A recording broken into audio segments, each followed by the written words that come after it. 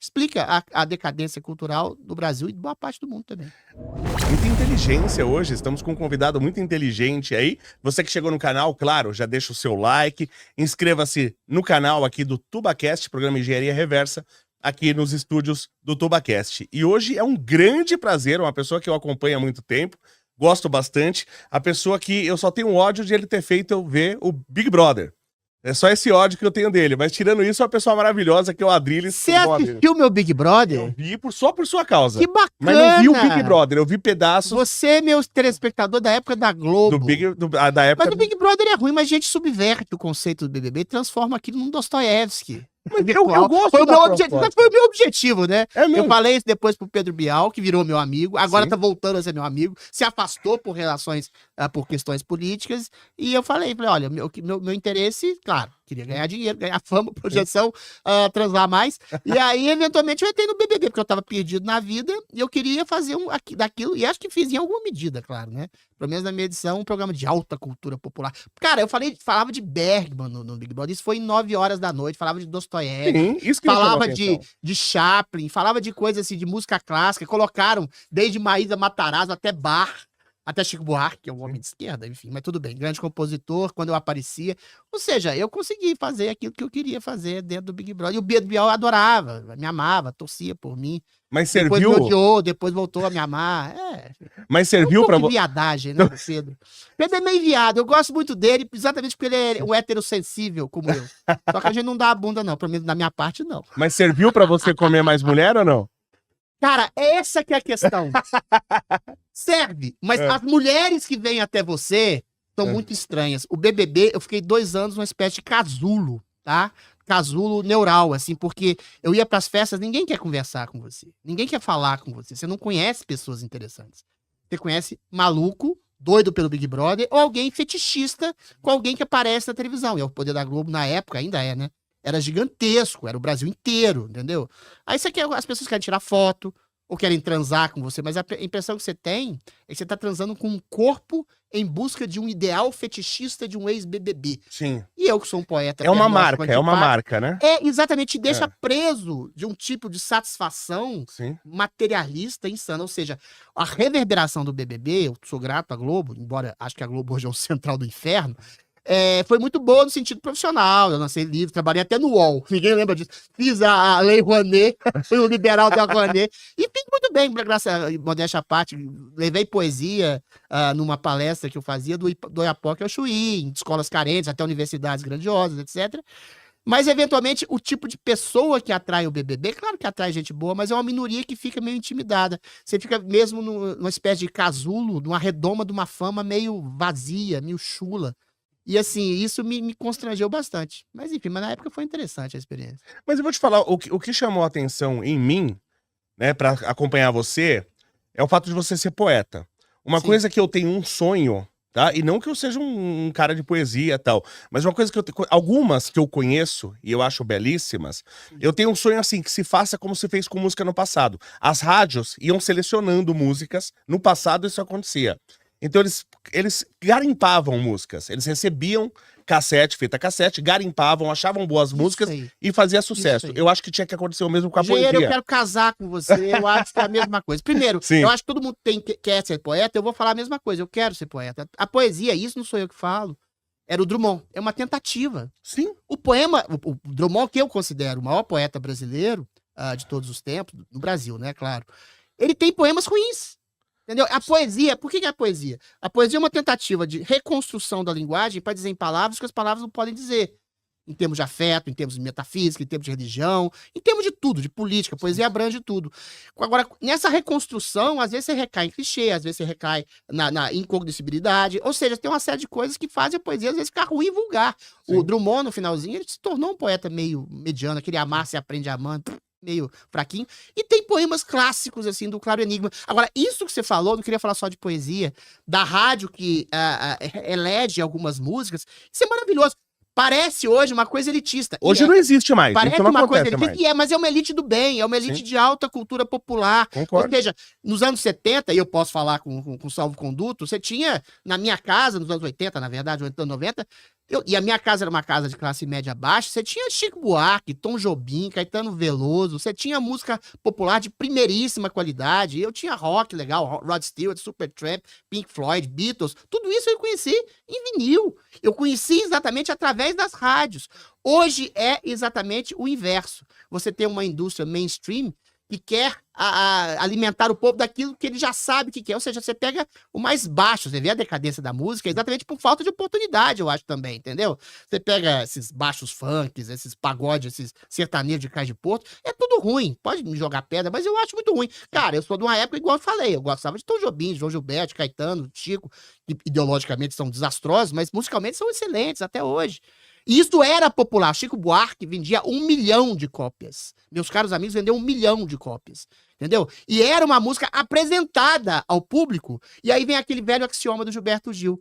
O povo sabe o que quer, mas também quer o que não sabe. Se você incute um bom gosto na população, Sim. a população eventualmente cai exatamente no bom gosto e numa sensibilidade maior. Sim. E quando você tem uma música popular boa, uma literatura boa, uma poesia boa, é claro que você tem uma sociedade melhor.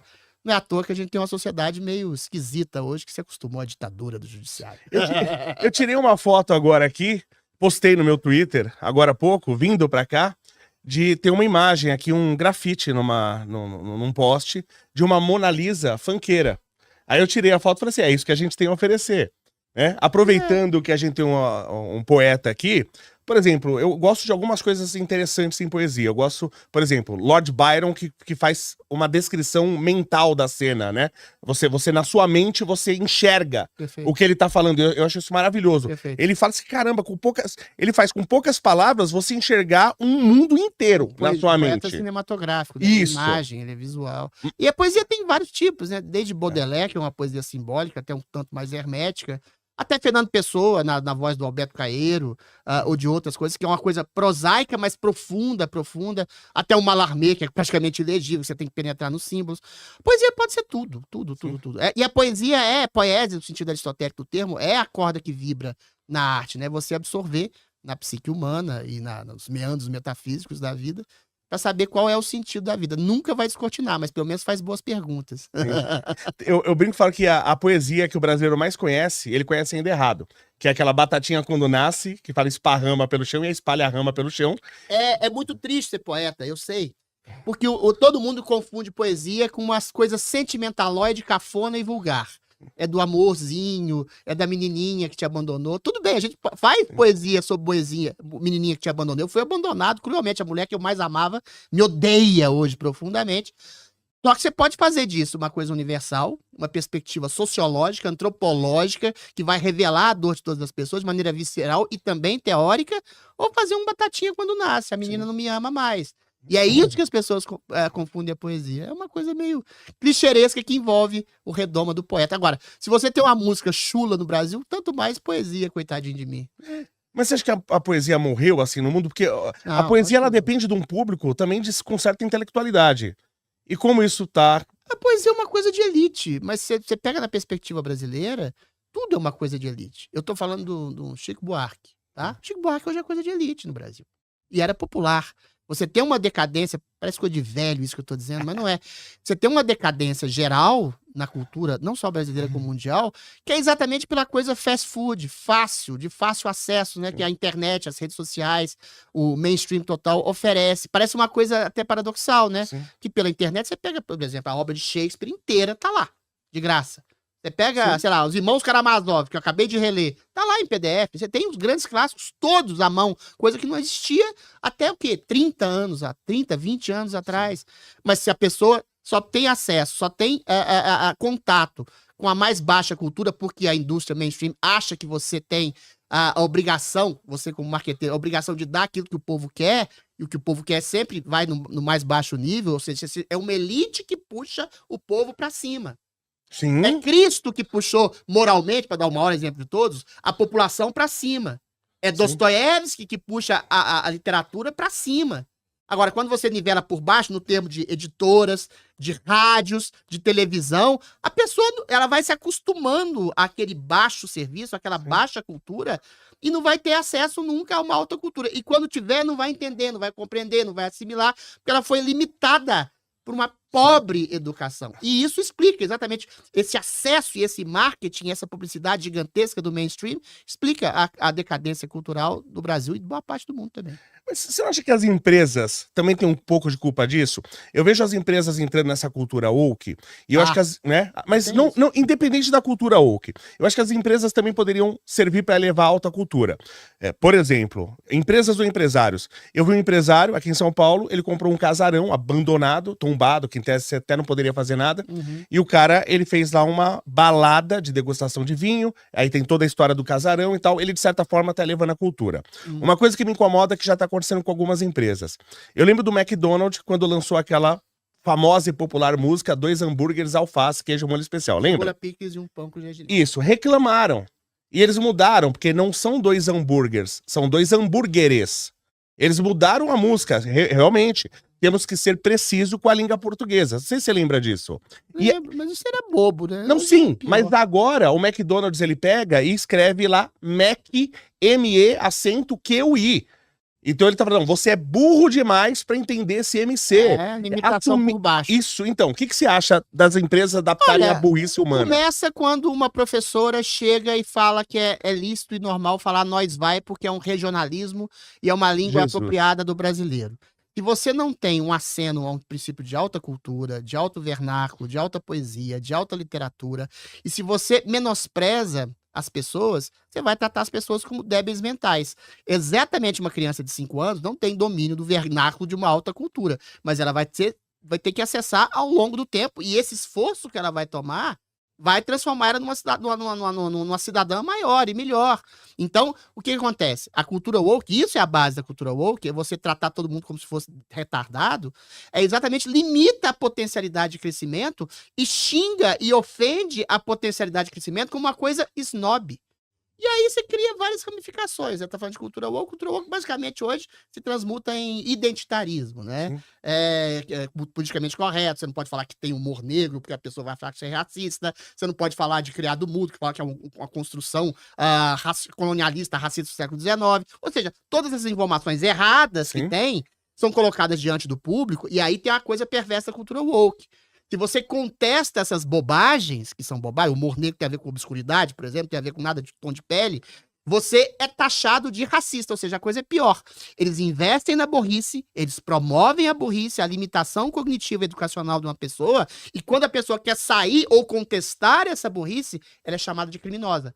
Aí você pode fazer uma teoria da conspiração. Por que as pessoas fazem isso com as outras pessoas? O poder faz isso com as outras pessoas. Porque quer que as pessoas fiquem burras, porque as pessoas burras e adestradas são mais fáceis de manipular e ter uma tirania em cima delas. É aquela coisa do velho adágio romano, né? Divide e reina.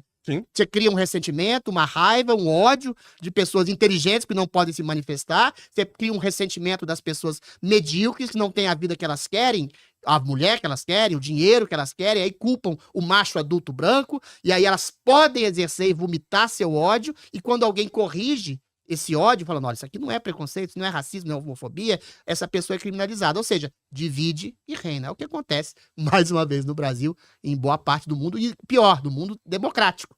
Essa pseudodemocracia que a gente vive. Conheça a QuantFury, a corretora global que eu faço os meus investimentos. Dentro dela você consegue comprar Bitcoin, ações americanas, ETFs, criptomoedas e tem mais de 2.000 ativos para você estar investindo. Lembrando, ela é taxa zero. Tem o cupom aqui do canal Tubarão e tem um presente para você. Eu deixei o link na descrição.